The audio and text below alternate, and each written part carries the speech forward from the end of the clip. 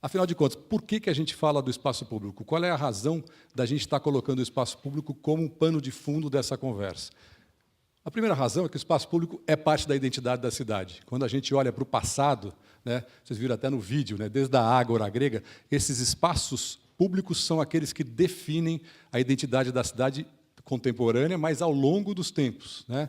É só a gente pensar na vida cotidiana nas ruas de Roma, na praça medieval, que congrega os três poderes, a igreja, o palácio, o mercado, até na cidade árabe, né, tem essa característica de estar nas ruas, né, no mercado, os souks, a praça barroca, a praça quadradinha ali na cidade espanhola, né, demonstrando o poder do Império Colonial Espanhol, o espaço público que está ao redor dos símbolos do poder do Estado. Essa aqui é a Praça do Rossio, que é a atual Praça Tiradentes, no Rio de Janeiro, né, com os símbolos do poder português, até o Mall de Washington, e o Boulevard Parisiense, né, aquele lugar onde a burguesia começa a frequentar, né, as ruas da cidade e ali se perder na multidão, né. Essa é uma característica, é uma identidade daquela cidade naquele momento.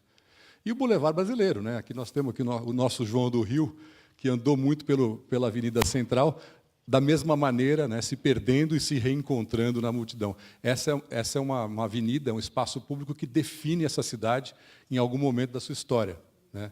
A segunda razão é que não só a identidade da cidade, mas a identidade da pessoa está ligada ao espaço público, né? Como é que é isso? A cidade é um lugar onde estranhos podem se encontrar cotidianamente, quer dizer, ao encontrar com pessoas diferentes de mim, eu me entendo, né? A primeira vez que uma criança sai de casa com um dinheirinho para comprar um álbum, uma figurinha, ou para comprar um pastel na feira, é um momento tenso, né? Ela pode ser assaltada, ela tem que atravessar uma rua, ela tem que esperar o troco, ela fica nervosa para saber se o troco vem certinho ou não, né? Esse é o momento em que ela está em contato com o diferente. E esse é um momento essencial na formação da identidade dessa criança, que depois vai virar um adulto que sabe ou não conviver com as diferenças. A gente vê muito pessoas que não sabem, né? E a gente sabe o resultado disso para pessoas que conseguiram passar por essa fase. Isso pode acontecer desde nos lugares, né, que têm um grande significado histórico, mas também nos lugares que têm um significado cotidiano, né, o espaço vivido, né? O espaço vivido se torna um lugar, portanto, ele faz parte da identidade das pessoas que estão ali também. E, para falar de patrimônio histórico, para ligar com a conversa de hoje, o patrimônio histórico tem sido o ponto de partida para a redefinição do espaço público contemporâneo. Como é que é isso? Cidades que estão dando novos usos para espaços antigos, né? Um espaço que esteve lá desde a época barroca, de repente, ele está sendo usado para novas coisas. Cidades que estão fazendo operações urbanas, como, por exemplo, aqui o Porto Madeiro, em Buenos Aires, ressignificando, essa palavra é muito de moda, mas ela tem muito a ver com essa conversa, né? As áreas industriais que foram abandonadas. Ou as áreas industriais, aqui no caso dos trilhos, né? como em Paris, a Promenade Planté, que depois até inspirou a High Line em Nova York, que hoje já é a segunda maior atração turística da cidade. Estamos vendo também a retomada dos espaços que eram dos carros, né, como em Seul, na Coreia do Sul. Um exemplo clássico, esse aqui é o Minhocão de Seul, né, com um movimento ainda maior de carros e com uma distância maior, né, e que foi destruído, e no lugar dele criou-se um espaço público. Apesar do pessoal mostrar esse rio aqui, ele é o rio que estava embaixo, mas ele ainda não foi despoluído. Esse aqui é um pedacinho que eles conseguem despoluir, mas que criou uma área completamente diferente disso aqui, né? A gente também está vendo isso acontecendo em várias cidades. O exemplo clássico é esse da Times Square de Nova York, né, que depois de uma certa hesitação e muita negação da cidade, deu origem a um espaço super agradável e que não tem mais carro, né? Também aqui, acho que fazendo a ponte até com uma parte do que a gente vai ver aqui, o salão vai falar disso, mas o patrimônio cultural como ponto de partida para a indução das transformações urbanas. E, finalmente, aqui talvez o exemplo do Rio de Janeiro, o Washington vai poder falar um pouco, mas assim, é um alívio, né, para todo mundo que olha para essa foto, imaginar que aqui na frente tinha a perimetral e que foi demolida e deu lugar, né, deu espaço para a religação entre a cidade e o mar, né, e que hoje é um lugar que apresenta todas essas camadas históricas num lugar só, né. A segunda pergunta, e para terminar, é como é que a gente lida com essa aparente contradição? Desenvolvimento econômico e preservação de identidade. É disso que a gente vai falar hoje, é disso que os nossos palestrantes vão abordar de um jeito ou de outro, né?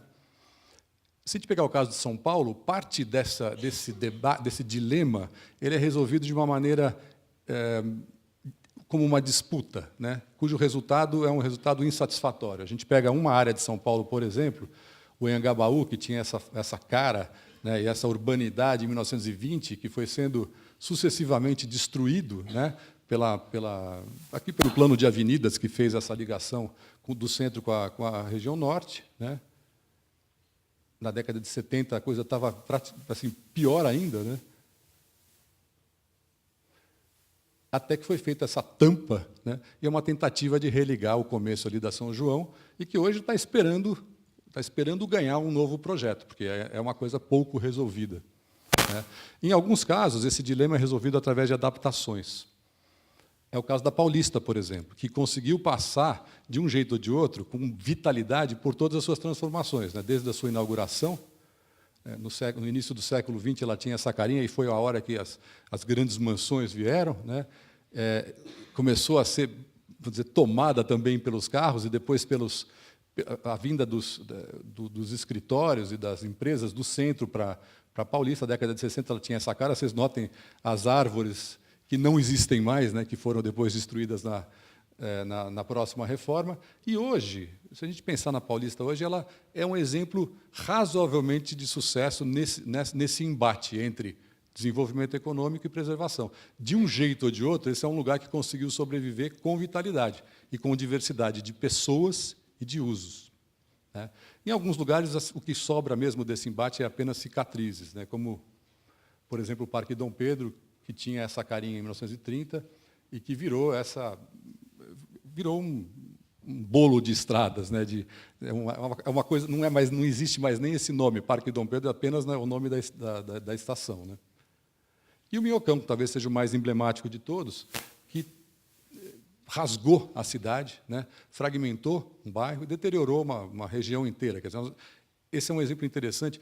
Ele não destruiu o patrimônio construído. Nós não estamos falando de destruição de prédios históricos, nós estamos falando de destruição de um bairro, né? E, no caso, até da cidade. E, por fim, né, assim, nós estamos vendo esse embate, ele tem, hoje, o que a gente vê existe um desejo das pessoas de estarem na rua, né? A gente vê isso em todas as partes. E, ao mesmo tempo, esse desejo hoje está confrontado com aquilo que a cidade é, né?